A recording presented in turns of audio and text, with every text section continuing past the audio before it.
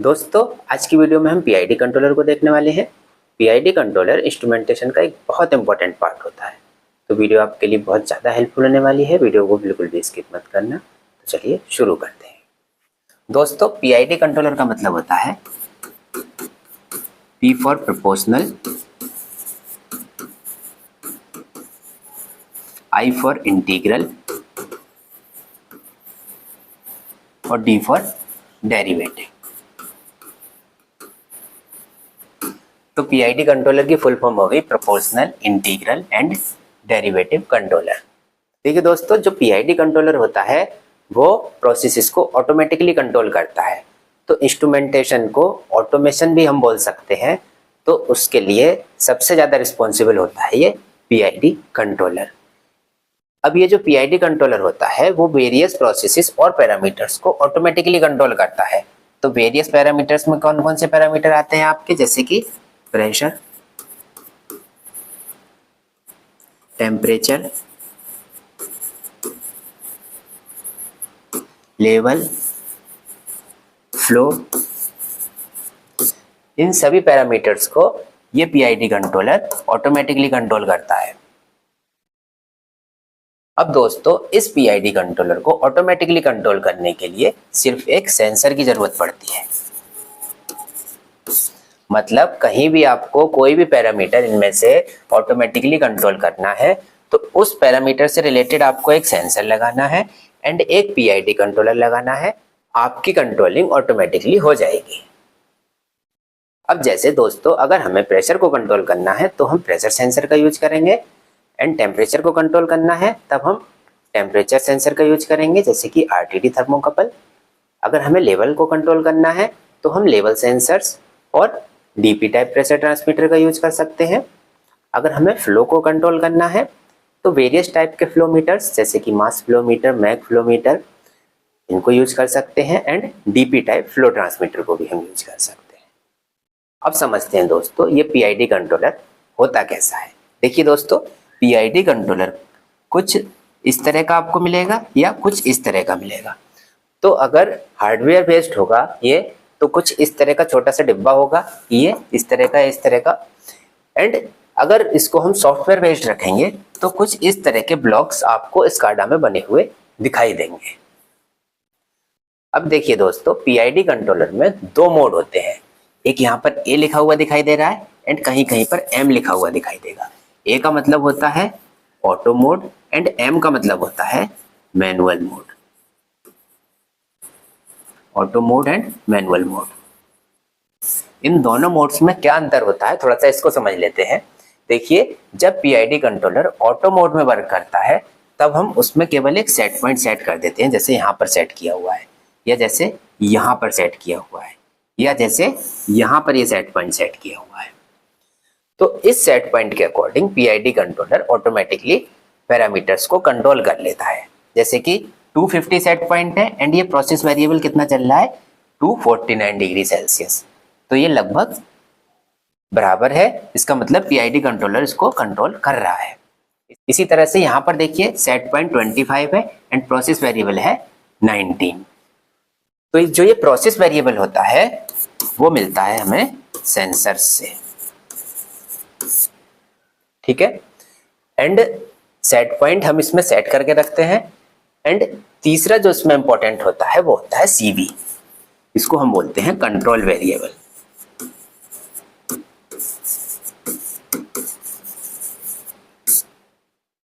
दोस्तों control variable को हम कहीं कहीं एमवी भी लिखते हैं।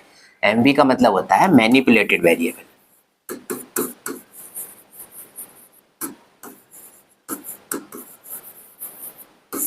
और दोस्तों जो ये सीवी या एमवी होता है ये पीआईडी कंट्रोलर का आउटपुट होता है।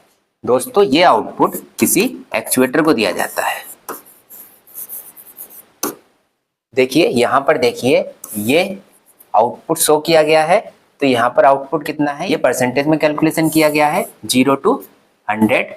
तो जो एक ये जल रहा है ये 10% का है, तो 1 2 3 4 5, तो इसका मतलब आउटपुट कितना जा रहा है 50% जा रहा है। या इस तरह से लिखा हुआ मिलेगा आपको आउटपुट, ठीक है। तो यहाँ से आई थिंक ये आपको क्लियर हो गया होगा।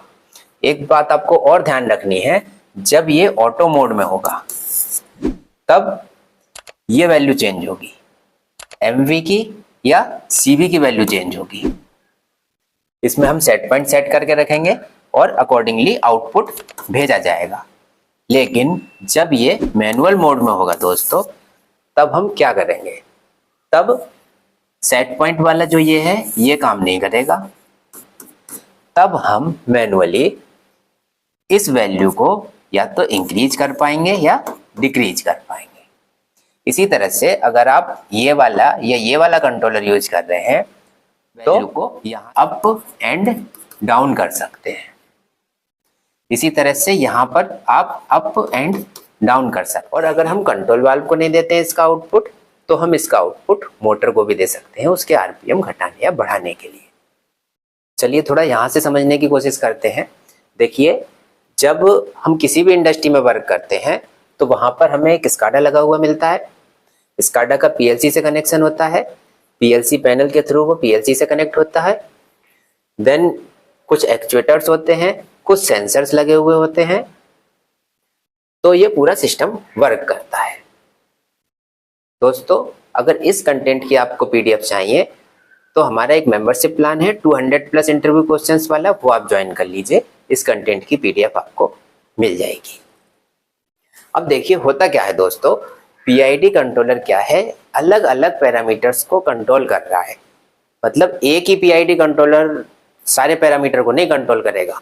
जैसे कि मान लीजिए यहीं पर देख लो आप, जैसे यहाँ पर प्रेशर कंट्रोल हो रहा है तो एक PID कंट्रोलर लग गया। अब यहाँ पर लेवल कंट्रोल हो रहा है तो दूसरा PID कंट्रोलर लग गया।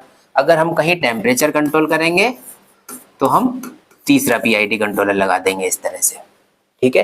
फ्लो कंट्रोल करेंगे तो अलग PID कंट्रोलर लगा देंगे, ठीक है। तो जितने भी पैरामीटर्स हमको कंट्रोल करने हैं, जितने भी मेंटेन करने हैं, उसके लिए हम अलग अलग PID कंट्रोलर का यूज करेंगे। अब दोस्तों होता क्या है, इन PID कंट्रोलर्स को हम स्काडा में इनबिल्ट कर देते हैं। मतलब यहाँ पर आपको इस तरह से ब्लॉक्स बने हुए दिखाई देंगे, जहां पर आपको PB लिखा हुआ दिखाई देगा, SP लिखा हुआ दिखाई देगा एंड CV लिखा हुआ दिखाई देगा। मतलब ये वैल्यू कहाँ से आई, किसी सेंसर से आई। ये क्या है, सेट वैल्यू है, मतलब इस पर हमें पैरामीटर को मेंटेन करना है। और ये क्या है, ये इसका आउटपुट है। तो छोटे छोटे अलग अलग ब्लॉक बने हुए आपको इस स्काडा स्क्रीन पर दिखाई देंगे। और दोस्तों PID कंट्रोलर इस तरह से वेरियस पैरामीटर्स को कंट्रोल करता रहेगा, जैसे कि मोटर के RPM को कंट्रोल करना, कंट्रोल वाल्व की ओपनिंग को कंट्रोल करना। आई थिंक यहाँ से ये क्लियर हो गया होगा। PID कंट्रोलर की और भी डिटेल वर्किंग हम नेक्स्ट वीडियो में डिस्कस करेंगे। तो दोस्तों ये थी हमारी आज की video. Thanks for watching the video. ये वीडियो आपको कैसी लगी कमेंट बॉक्स में ज़रूर बताइए। इंस्ट्रूमेंटेशन की बाकी वीडियोज़ के लिए आज ही हमारे चैनल इंजीनियरिंग स्टडी को सब्सक्राइब कर दीजिए।